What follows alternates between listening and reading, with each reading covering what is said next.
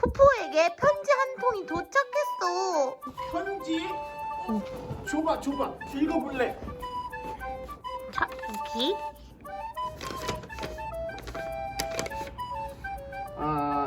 잘 안 보이는데. 내가 잘 한번 읽어볼게. 그래. 안녕하세요, 푸피 푸포 아저씨. 에?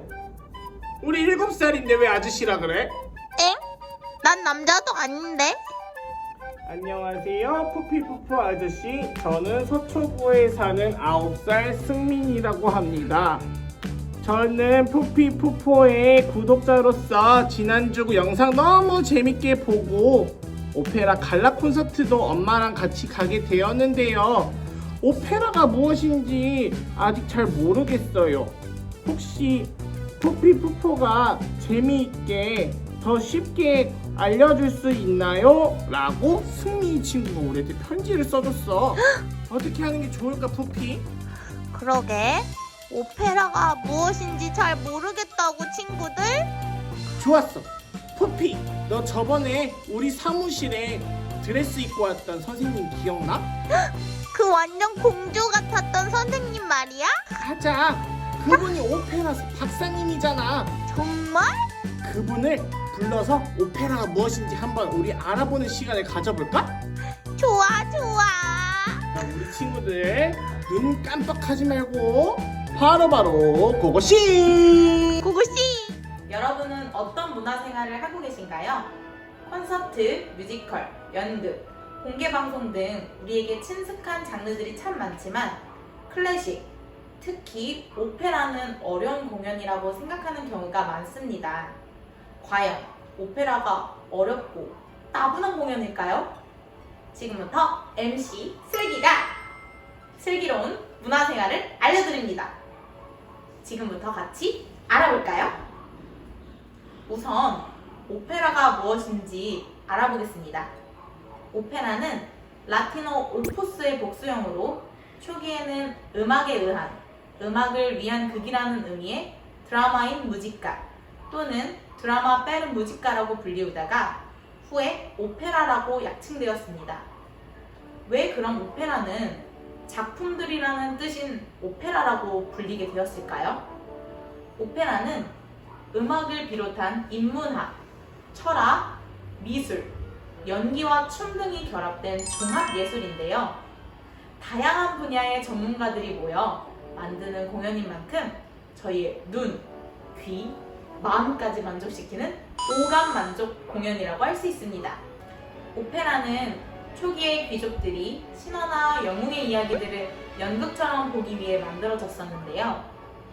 오페라의 인기가 날로 높아지면서 상업적인 오페라 극장이 늘어나게 되었고 관객이 서민층까지 확장되면서 극장주들은 서민들의 취향을 고려하지 않을 수 없게 되었죠.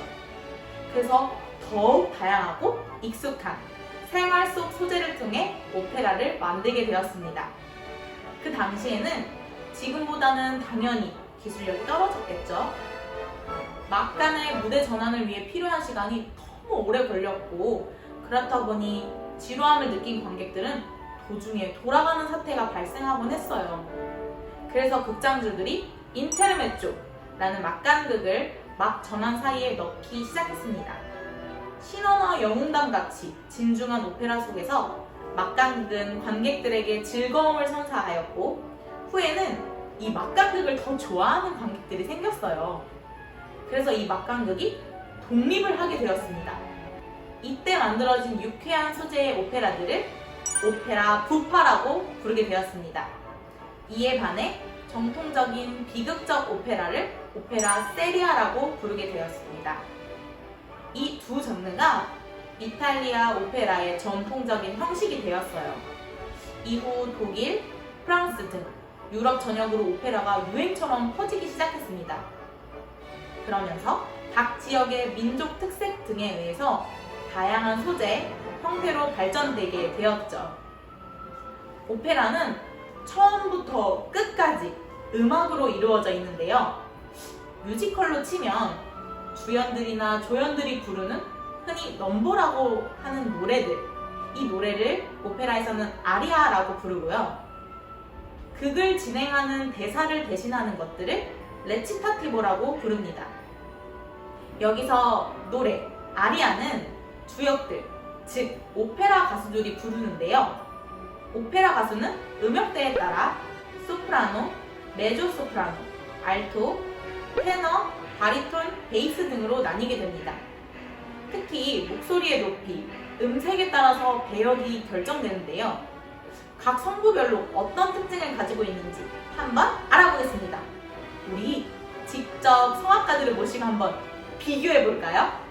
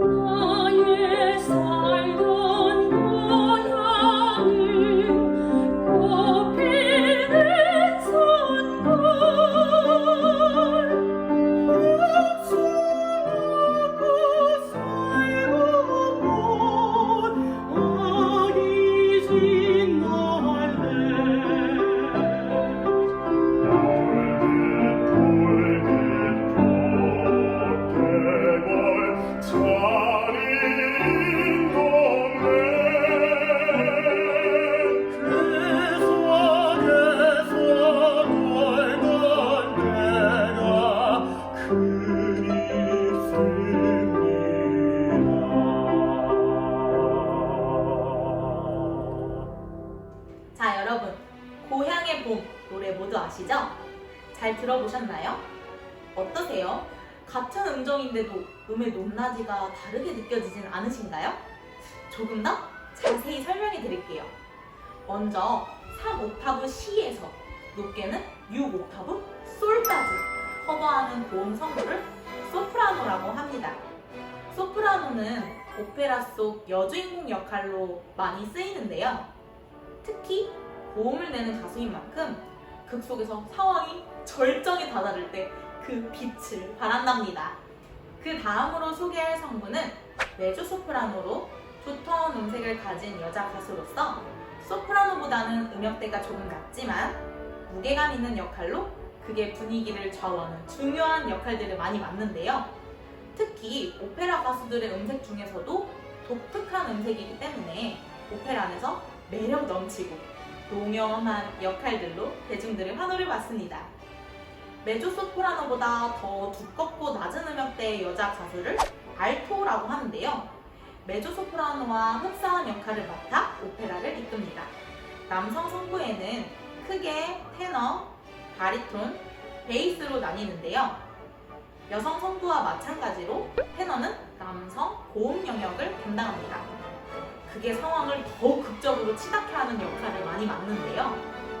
바리톤과 베이스는 저 음역대의 두꺼운 목소리로 중노년의 역할이나 극의 감초 같은 역할들을 맡습니다.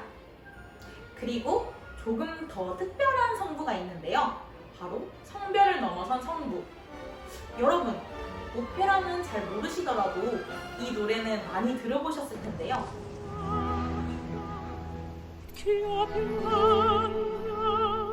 자, 이 노래 많이 들어보셨죠? 바로 이 노래의 주인공은 카스트라토입니다.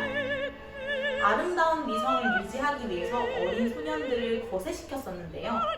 현재는 비인간적인 문제로 존재하지는 않지만 이 자리를 여성의 음역을 내는 남성 성부 카운터 테너가 대신하고 있습니다. 특히 오페라에서 같은 역할에 남자인 카운터 테너와 여자인 알토가 동시에 캐스팅되는 경우도 있는데요. 그렇다면 소프라노끼리는 모두가 같은 음색이 날까요? 또 한 번 노래를 들으면서 확인해 봅시다.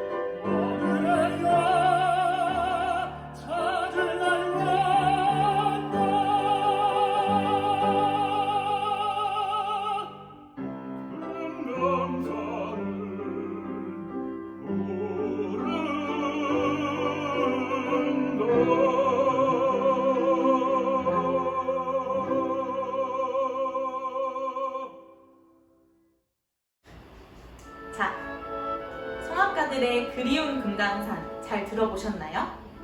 이렇듯 음역대를 기준으로 나눈 것이 소프라노, 메조소프라노, 알토, 테너, 바리톤, 베이스라고 명하고 음색별로 또 나눈 것을 레제로, 리릭, 드라마틱, 스피토라고 부릅니다. 이 중에서도 화려한 기교를 보여주는 성악가를 콜로라투라라고 부르는데요. 대표적으로 화려한 기교로 노래하는 조스미 씨가 여기에 해당됩니다. 자, 그럼 이쯤에서 여러분들은 내가 어떤 성부에 해당되는지 궁금하지 않으세요? 자, 이렇게 피아노 가장 가운데에 있는 도를 시작으로 편하게 아 하고 소리를 내보시면 돼요. 자신의 음역대가 이 표준 음역대에 정확하게 맞지 않을 수는 있지만 가장 편안하게 부를 수 있는 최저음과 최고음을 찾아 비슷한 음역대의 성부를 확인하시면 됩니다. 자, 지금까지 오페라의 구성 요소들을 살펴보았는데요. 그렇다면 초창기의 오페라와 현재의 오페라는 어떻게 다를까요? 이탈리아의 오페라에서는 특히 가창을 중요시 여겨서 벨칸토라는 발성법이 발달했습니다. 여기서 벨. 여러분, 미녀와 야수의 여자 주인공 이름이 뭘까요? 맞아요, 벨이죠? 벨은 이탈리아 말로 아름답다라는 뜻을 가지고 있는데요. 그리고 칸토. 칸토는 노래라는 뜻을 가지고 있습니다. 말 그대로 이탈리아 오페라에서는 아름다운 노래가 중심이 되었던 거죠. 벨칸토 발성은 아름다운 목소리에 집중하여서 훌륭한 연주 효과를 두는데 의의를 두고 있는데요. 고로 치밀한 성량 조절과 부드러운 흐름을 유지하는 레가토 창법이 가장 중요합니다. 또한 벨칸토 발성은 악기와 목소리의 대결이라고 불리울 만큼 가수가 가진 최대 기량의 기교를 발휘하는 창법입니다. 오페라가 시작된 이래로 극장 앞에 관객들이 줄을 이만큼이나 설 만큼 폭발적인 인기를 끌었고 그로 인해 극장의 규모들이 커지기 시작했습니다. 뿐만 아니라 시대의 발전에 발맞춘 더 다각화되고 자극적인 소재들이 늘어나면서 가수들의 성량은 물론 음역대까지 확 넓어져야만 했습니다. 그에 따라 벨칸토 창법은 자연스럽게 쇠퇴하였고 현재의 오페라에 이르게 되었습니다. 아는 만큼 보인다. 어떠신가요? 이제 오페라가 무엇인지 조금 감이 오시나요? 오페라가 오래된 역사를 가진 장르이기 때문에 어렵지 않을까? 지레 겁을 먹을 수는 있습니다. 하지만 여러분들 요새 좋아하는 드라마 어떤 내용이에요? 오페라도 똑같은 소재들을 사용하고 있어요. 삼각관계, 치정, 뜨거운 사랑, 직장 살인사, 골탕 먹이기, 사기꾼 이런 소재들이 오페라에도 똑같이 사용되고 있답니다. 시대는 바뀌고 역사는 흐르지만 역시 사람들이 사는 세계는 다 똑같은 것 같아요. 이처럼 오페라는 우리 일상 속에서 만나는 친숙하고 현실적인 소재들을 사용하기 때문에 누구든 재밌고 쉽게 받아들일 수 있는 장르랍니다. 뿐만 아니라 제작자의 의도나 관객의 수요에 따라 같은 내용도 다르게 연출되곤 하는데요. 대표적으로 사랑의 묘약가 푸푸 아일랜드라는 작품이 있습니다. 이 두 작품은 모두 도니제티의 사랑의 묘약을 기반으로 만들어진 오페라인데요. 푸푸 아일랜드의 경우는 아이들을 타겟으로 만들어져서 아이들의 상상력을 자극하고 또 함께 즐길 수 있는 유니콘, 소원을 이뤄주는 똥 등의 장치들로 재탄생되어서 어른 아이 모두 큰 호응을 얻을 수 있었습니다.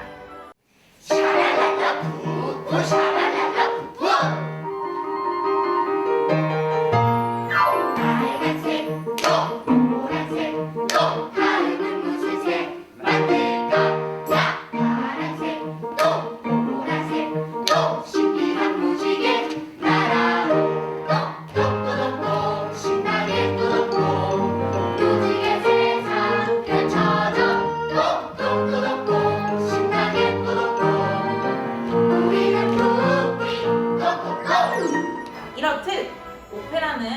결코 재미없는 장르가 아니에요.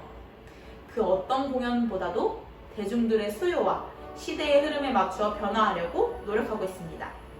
부모님 세대의 노래로만 여겨지던 트로트가 요즘 대세 문화로 떠오르고 있잖아요.